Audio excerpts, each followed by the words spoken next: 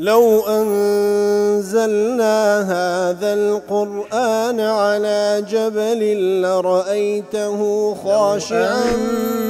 أنزلنا هذا القرآن على جبل لرأيته خاشعا لو أنزلنا هذا القرآن على جبل لرأيته خاشعا متصدعا من خشية الله. وتلك الأمثال نضربها للناس لعلهم يتفكرون.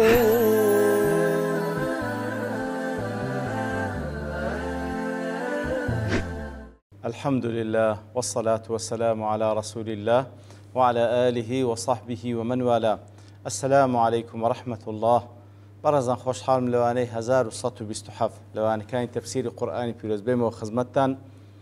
ومبست رزامندي رب العالمين وهوادان بإعاز السودي لور بقرن. أعوذ بالله من الشيطان الرجيم. بسم الله الرحمن الرحيم. وما يتبع أكثرهم إلا ظنا إن الظن لا يغني من الحق شيئا إن الله عليم بما يفعلون. كواتا الله تعالى سبحانه وتعالى دفرمي وما يتبع أكثرهم إلا ظن. ليردا الله تعالى لمن بيان دك كوا زور بي زوري أو مشركانا لو بابتي كوا بريتيل الشريك بالريادان لبو الله تعالى اتباعي سمن هزيك ذكن اتباعي هزمهن هزيك ناكن تنها بقمان إيشكيان لكن بقمانيشي لاواز ببي يقين إنزا الله تعالى برا إن الظن لا يغني من الحق شيئا. كواتب راستي لا برابر بيقين قمان هيت نيو هيتي بيناكري إن الله عليم بما يفعلون. مناسبة آتا لقل آت بيشو تركو ابن عاشور دل كاتك لدوائه الله تعالى فرمان ببيغمبر صلى الله عليه وسلم وكوا بأن يحجهم فيما جعلوهم آلهة.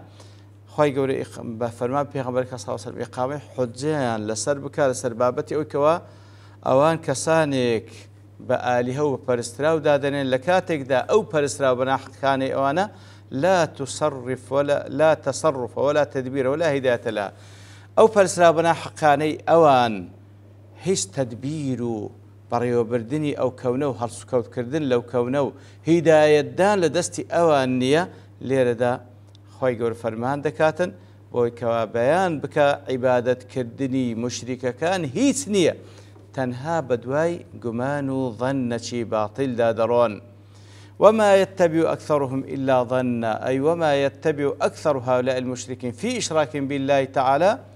إلا مجرد ظن ضعيف واهي. كواتا زور بيزوري مشركة كان لو شريك برياردانيان لبو الله تعالى تمن هزي شان هي هيز من هزيان مجرد بتواي قماني شي لاواز دادرون ببي أو يقينيان هبي وبالغان لسر هبيتن لسر أو كاري كوان بابن أنزايم دين كبريتيلا شريك برياردان لبو خواهي قول وكو أبي حيان دالي فيه تخصيص أو آتات تخصيص تابد من تدا فيه تخصيص هذا الاتباع بأكثرهم. كواتا دفن وما يتبع أكثرهم دفرمي تايبتي كده بويكو هم مشرك كان زوريني مشركة كان آوانا مع مشاركة المعاندين لهم في ذلك يدي دفرمي زوريني مشركة كان آوانا كوا مجرد اتباع ظندكا مع العلم آوانا كوا أو كافر مشركان كمعانديشن أواني الشريك لقاليان لو هلو يستيان لبرسي الدفن مزور بيان للتلويح بما سيكون من بعضهم من اتباع الحق والتوبة. لوينا فرمي همويان لبر أو إشارتك كهندق لو أنا لدى هاتو اتباع الحق دكان وتوبة دكان. وقيل المراد بأكثرهم جميعهم أو هاش ليك ذاته كذا فرمي وما يتبع أكثرهم وتجميعهم زورينان وتهميان بدواي ظنوا قمان دور. ابن عاشور دلي وما يتبع أكثرهم إلا ظنا بنكرها تليل لبو تحقيرة أو ظنا كوا بنكرها تيا ليردا معناي تحقيرو شتيشي كم دقيني واتا ظنيشي أواني تباعي إذا كان ظنيشي زور ضعيف ولا وازا وهروە صيغي وما يتبع إلا كوصيغي قصر وما يتبع أكثرهم إلا طلع أوج بلقي على أنهم ليسوا في عقائد منافية للتوحيد على شيء من الحق كاتوش كبيان بكاتن كاتكوان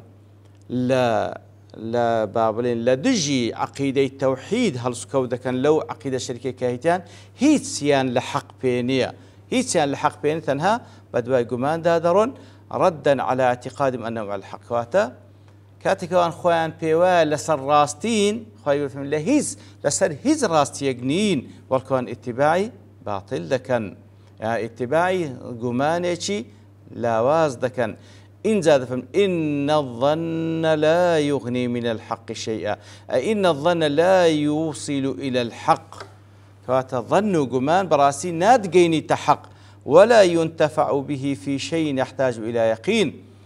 ظن قمان براسي سود بخاوانا كي ناقين لبابتك وبيست بيقينة بابتي اعتقاد بير باور بيست لسر يقين دامزري كواتا قمان لناو اعتقاد بير باور لا يغني من الحق شيء هيز لحق لا نزيك ناكاته هيز سودي شينيا لبابتي اعتقاد أو أوانج ديكن هموي قمانا وكو خازين دلي إن الظن لا يغني من الحق شيئا يعني أن الشك لا يغني عن اليقين شيئا شكو قمان برامبر بيقين هيز نية هيز نايقيني تيقين ولا يقوم مقامه وبهيز شكو قمان ناتت زي يقين وهو قلت لها لو آتى إن الأصنام آلهة أو ها قلت لها وهاش لك درته بتصنع مكانيا أوان بفرسلاو دادن وإنها تشفع لهم وأوان قماني واذا بنك أو بتصنع معنا تكان لو بك ظن منهم لم يرد به إلا لم يرد في كتاب ولا يعني أنها لا تدفع عنه من عذاب لا شيء كواتا أو قماني أوان كاتكا أو بتصنمان دبرس كقوايا أوان تكان لو ذكان لهيز كتابك نهات الكتابة كان حق كواخويو نادتي وهروها بهيش شويك لعذاب خوايو بدوريا ناختو مجرد ظن قمانك كوظن قمانك لبابة اعتقاد هيت وزنينية ابن عاشور ضليت تعليل وتوأت التعليل وتهنانوي علو سبب لما دل عليه القصر كواتا تعليل سبب بابلين عله هنانوية لو أويكوا قصركي لسر بناكرا كوا خالد فهمي هي سنين أوانا من كونهم ليسوا على شيء من الحق أنا بهيج شيء لسر هيج بشيء لحقنين فكيف يزعمون أنهم على الحق كواتا خالد فهمي أنا بهيج شيء لسر حقنين عجيب أواني اعتقادي أنواع كوا لسر حق بن إن الله عليم بما يفعلون أي إن الله ذو علم بما يفعل المشركون كاتب يقمان الله تعالى آقادار بوي مشركان سيدكا واتا آقادار سزاش ياندداته لسر أوي كوا أوان ديكن كاتب راستي هرشي وكو ابن عاشور دلي أو استأنافك إن الله علم ما يفعلون دس بكدني جملة شنوية لبو التهديد وعيد هرشي لما نار دلي ينبغي أن يكون غرض المسلم من حياته تزكية نفسه كواتا أصل ومسلمان لجيان دا مبستي أو بك وتزكي نفس خوي بك وتكميلي بك كامل بك أو نفسي بتي باتباع كردني حق لهم اعتقادي كبير باورك والهدى كهداية جبريت للصلاح في كل عمل هدايتش لهم كردويك وبناؤهما على أساس العلم دون الظن وما دونه من الخرس والوهم كواتا أصل وهمو علمك همو عملك لسر أساسي هداية برتساوروني بيتن كبراستي لغير أو برتساوروني هداية يقينة أو كهمو وهنو بابلين وهمو قمانة كبراستي لا يغني من الحق شيئا كواتا قلت من بتابتي لمسألة عقيدة لبيرو باور بيوست لسر أساسي يقين دا مزري أقرنا شكو قمان هيت لا يقين بابلين هيت بهيت شويك لا يغني من الحق شيء بيش ناد جيني تحق شكو قمان لبيرو باور عقيدة بهيت شويك ناد جينيتا أو حقيقة بيوست لسر بي کەواتە ئەسڵ وایە عقیدە و بیر و باوەڕ لەسەر یەقین و لەسەر بەڵگە و دەلیل دامەزرێ. پاشان دەفەرمی وما كان هذا القرآن أن يفترى من دون الله. کەواتە لێردا الله تعالى بەیان دەکاتن کەوا بە هیچ شێوەیەک ئیمکان نییە ئەو قورئانە بەدرۆ هەڵبەسترابی لەسەر الله تعالى ولكن تصديق الذي بين يديه بەڵکو ئەو قورئانە هاتیە خوای گەورە سوبحانه وتعالى تصدیقی بە هاتنی قورئانە تصدیقی کتابەکانی پێشووتری دەکاتن کەواتە پێش ئەو قورئان کتێبی خوای گەورە هاتیە لە بۆ پێغەمبەرانی دیکە و هەروەها وتفصيل الكتاب لا ريب فيه من رب العالمين وهو تفصيل ڕوونکردنەوەی ئەوەی کەوا خوای گەورە لە بۆ ئومەتە چ شتێکی فەرز کردیە و هەروەها ئەو جار کە شتێکی فەرز کردیە لە عەقیدە و بیرباوەڕ و هەروەها لە ئەخبار و ئەو باسانی کە باس دەکات لەوانەی ڕابردوو لەوانەی داهاتوو هیچ شەک و گومان تێدانی ئەو قورئانە لەلایەن الله تعالى.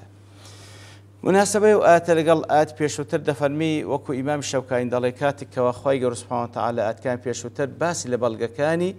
تەوحید و یەکتاپەرستی خوای گەورە کرد شرع في تثبيت أمر النبوة أو زاليردا خوای گەورە سوبحانه وتعالى بابەتی پێغەمبەرەتی محەممەد المصطفى صلى الله عليه وسلم تثبيت دەکا و جێگیری دەکا وەکو ئەبی حەیانیش دەڵێ كاتك أوان بيشوتر خايقو لو ما يباسك كوان دانجو إتي بقرآن غير هذا وبدل وهروها كاتك أوان دانجو أو قرآن افتراء هل بس لأسأل الله تعالى لو خايقو فلما بيغمبرك صلى الله عليه وسلم نخير وما كان هذا القرآن أن يفترى من دون الله أي ما ينبغي لهذا القرآن أن يختلقه أحد من الخلق على الله نبوة ونابي هيج كسيك بي أو قرآن لەسەر خوای گەورە هەڵبەستی واتە بەخۆی بنووسیتن یاخود لە مەزدەرێکی هینابیتن لە ناو بەشەریەت و لەو وجود و لەو زەویەی کە هەیە ئەو جا ئیدعا بکەکەوە لەلایەن الله تعالى هاتیە ولا يمكن أن يكون إلا من عند الله هیچ احتمالێک وارد نییە دەربارەی قورئانی پیرۆز إلا یەک جوابی هەیە یەک حقەتێکەویش من عند الله سبحانه وتعالى لا الله تعالى هاتیە. وكل جواب الصحيح كوا ابن تيمية إذا دفرمي أي ما كان لأن يفترى كواتا أو قرآن نهاتيا كوا هيتس بهيت شويك أوي لسر زيب زينابي كوا بلين افتراء كرا لسر الله تعالى يقول ما كان ليفعل هذا كواتا ما بستك ليلة وما كان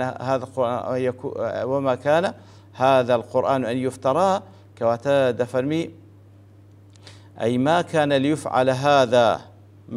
ليفعل هذا ناكري أو اشتهروا بدا فلم ينفي مجرد فعله بل نفى احتمال فعله كواتا ني فرموا كوا أوشتنابي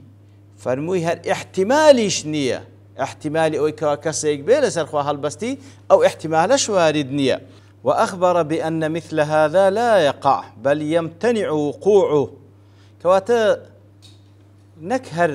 نكهر أوشت نبوة كوا كسيك بتواني افتراء رسال الله تعالى بك وخاي قردش قبولي بك هر بابني ما بستي أو قرآن افتراء بكري رسال الله تعالى نا بلكو احتمالي افتراء كردني شينية كواتا ممكنني أوشتروا بداتا وكو دفنمي ما يمكن ولا يحتمل ولا يجوز أن يفترى هذا القرآن من دون الله كواتا إمكانية ممكنية احتمالي شواردنية كوا أو قرآن كسيك بافتراء بكالسر الله تعالى فإن الذي يفتريه من دون الله مخلوق والمخلوق لا يقدر على ذلك سنك أو كسيك واديك كقوايا ادعاء بك يعني بلي أو قرآن لسر خواه هالبستي حتما مخلوقك إذا ولت ولا مخلوقك نية أو قرآن بخينا ولا لعباراتي لكلماتي لبلاغتي لمعناكاني ممكن نية لتواني بشريك بكوا بوشيوية لو مستوايا بخوي داير ريجي أجابلي أولا سرخوا سبحانه وتعالى افتراء والعياذ بالله نخير أصلا أو قرآن احتمال بسري داناي كوالالاي غير الله تعالى هاتبيتا لولا دواي دفرمي ولكن تصديق الذي بين يديك أو قرآن لنا الله تعالى ذاتيا لنا الله تعالى هاتيا لبوشاتك تصديق كتابك كان بيش وتريش بكاتن كوهاتيا وهروا بيقمان تفصيل أحكام كانش تدايو ولله رب العالمين شاه ئیتر دیارە زانایان زیاتر قسەیان سەر کردیە لە تەفسیری و ئاتە لەوانەی داهاتوو بە پشتیوانی خوای گەورە دێنەوە خزمەتی و تەواوی دەکەن. وصلى الله وسلم على نبينا محمد وعلى آله وصحبه أجمعين وآخر دعوانا الحمد لله رب العالمين. لو أنزلنا هذا القرآن على جبل لرأيته خاشعا أنزلنا هذا القرآن على جبل لرأيته خاشعا أنزلنا هذا القرآن على جبل لرأيته خاشعا متصدعا من خشية الله. وتلك الأمثال نضربها للناس لعلهم يتفكرون.